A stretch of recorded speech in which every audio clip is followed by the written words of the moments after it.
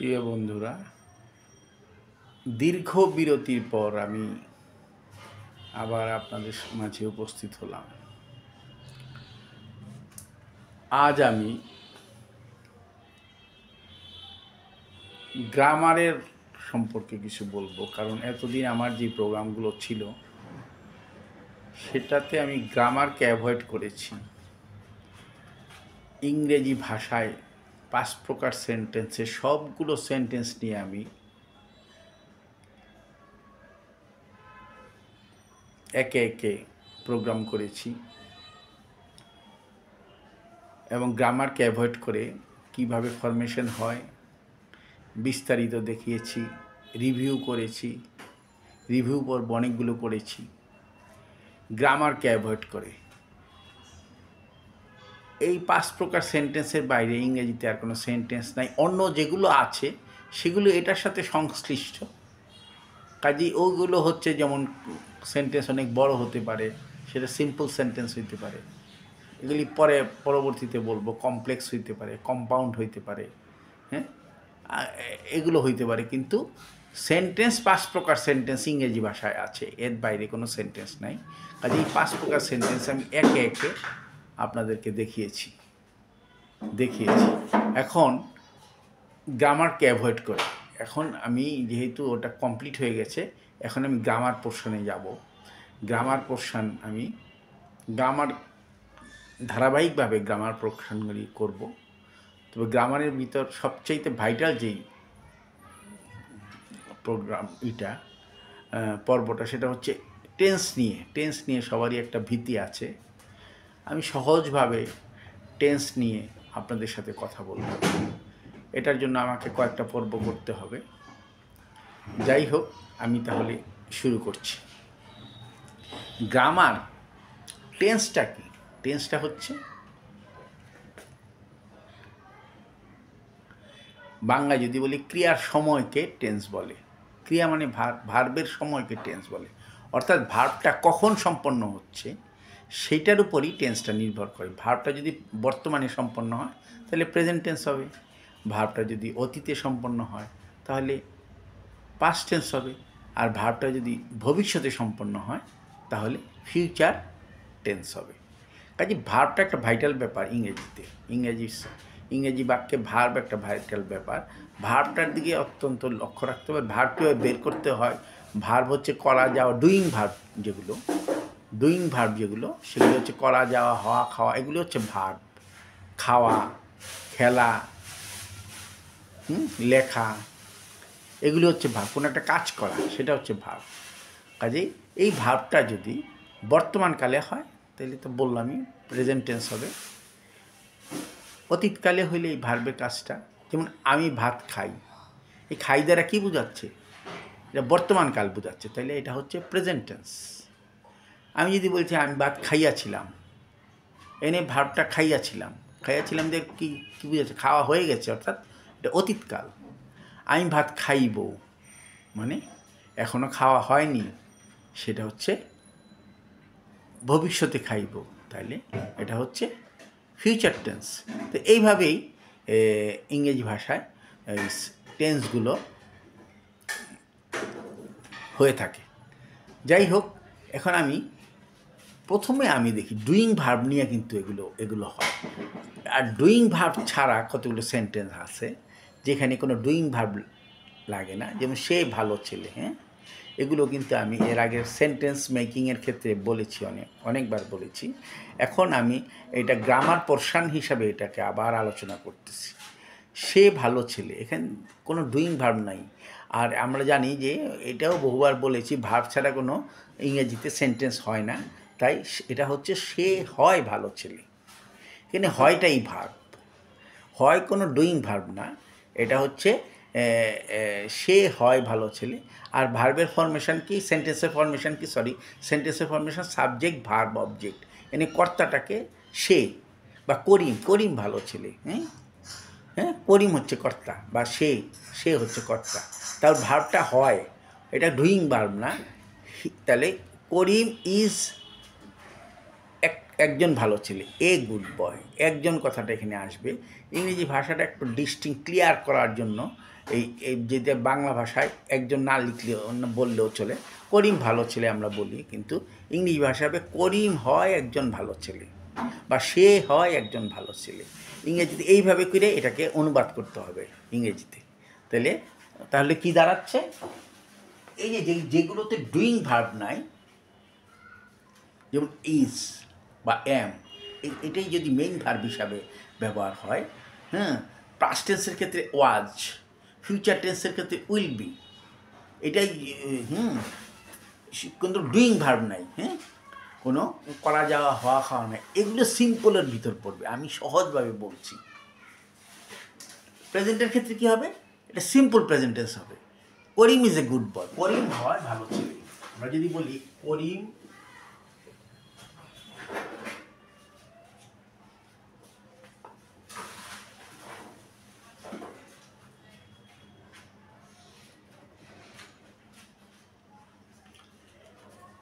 ইংরেজিতে কিন্তু সেইভাবে বললে চলবে না, ইংরেজিতে আমাকে একটা ভার্ব নিয়ে আসতে হবে। তাহলে কি হবে, ইংরেজিতে যদি ভার্ব আনতে যাই তাহলে কি হবে, এটা হবে করিম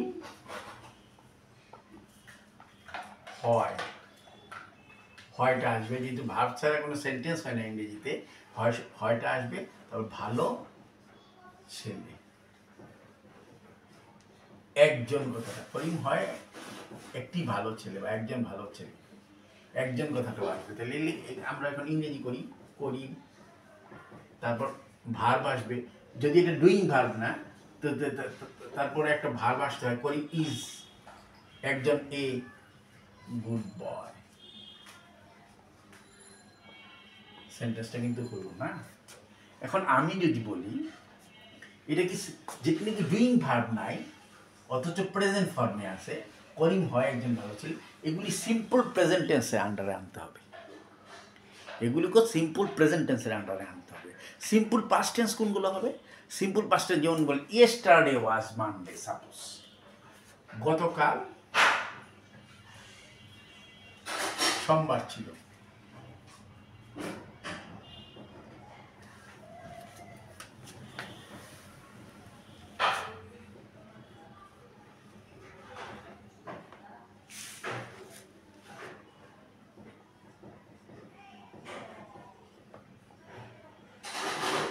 ইংরেজি ফর্মেশনটি কি হবে, যেহেতু ভার্বটা আগে আসবে, এখানে ছিলটা হচ্ছে ভার্ব, হ্যাঁ, এখানে গতকাল ছিল সোমবার, গতকাল, এইভাবে ফর্মেশন হবে, ছিল সোমবার, কারণ সাবজেক্ট পরে ভার্ব, হ্যাঁ, ছিল সোমবার, এখানে তাহলে ছিলটা ইংরেজি হচ্ছে কি ওয়াজ, ইয়েস্টারডে, এখন ইংরেজিটা আমি করি ইয়েস্টারডে, সকালের দিকে দিও, ছিল ইংরেজি হচ্ছে ওয়াজ, কিন্তু ডুইং ভার্ব না, কিন্তু এটা কিন্তু ডুইং ভার্ব, করা যাওয়া হওয়া খাওয়া বুঝাচ্ছে না, কিন্তু এটা পাস্ট টেন্স বুঝাচ্ছে, কারণ এগুলো সিম্পল পাস্ট টেন্স আন্ডার হবে, ওয়াজ মানডে, ইয়েস্টারডে ওয়াজ মানডে, এটা হচ্ছে সিম্পল পাস্ট টেন্স, এটা হবে সিম্পল পাস্ট টেন্স।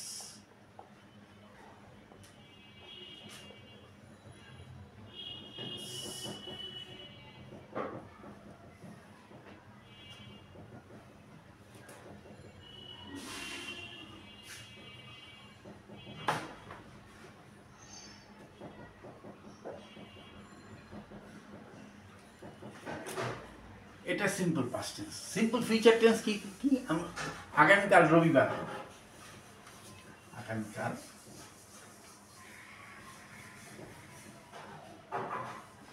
রবিবার হবে, আগামীকাল হবে রবিবার, জিনিসটা ইংরেজিতে হবে আগামীকাল হবে রবিবার, তাহলে টুমরো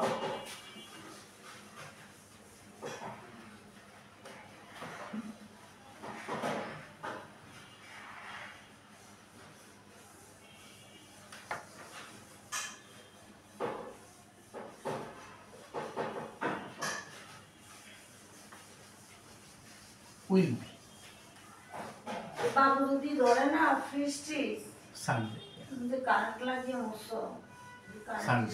এই যে উইল বি দিয়ে ফিউচার বোঝাচ্ছে, বাট কোনো ডুইং ভার্ব না। সানডেটা ভার্ব নয় যে মেইন ভার্ব হবে বা এই জাতীয় কিছু। কাজে এগুলো হচ্ছে সিম্পল ফিউচার টেন্স। এটা হচ্ছে simple future tense.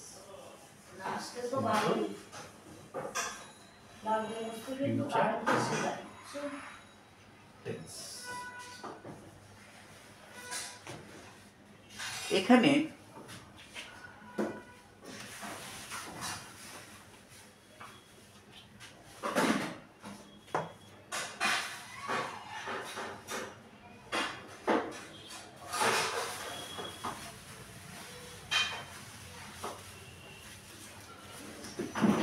Simple present tense, simple future tense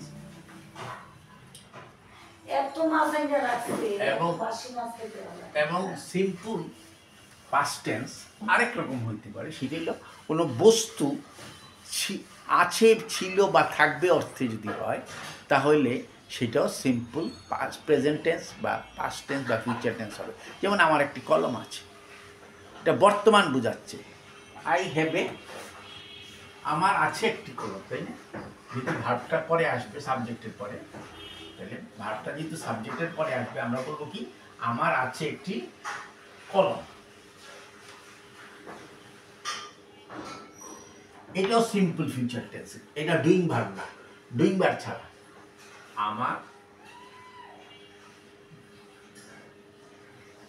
আমার একটি কলম আছে, ঠিক আছে? আমরা ইংরেজিটা করবো কিভাবে? ভার্বটা আগে আসবে, এখানে আছেটাই ভার্ব, যেহেতু এখানে ডুইং ভার্ব নাই। আছে, আমার আছে একটি কলম, আমার আছে একটি বই, আমার আছে একটি শার্ট, তাহলে আমার আছে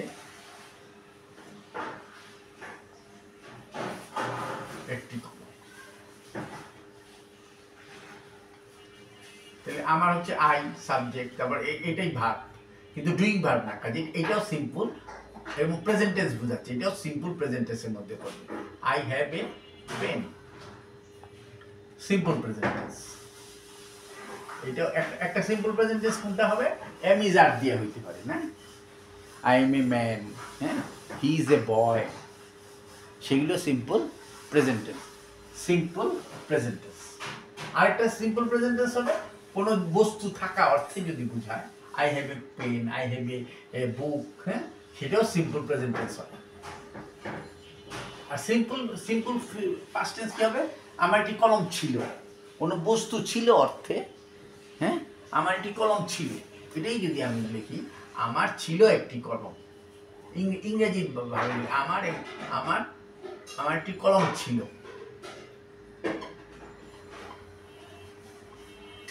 ইংরেজিটা কিভাবে হবে? ভার্বটা আগে আসবে, এটা ভার্ব। আমার ছিল একটি কলম, আমার ছিল একটি কলম। কিভাবে? আই হ্যাড, এই যে সিম্পল পাস্ট টেন্সে কোনো বস্তু ছিল অর্থে হ্যাড বসবে, শুধুমাত্র হ্যাড।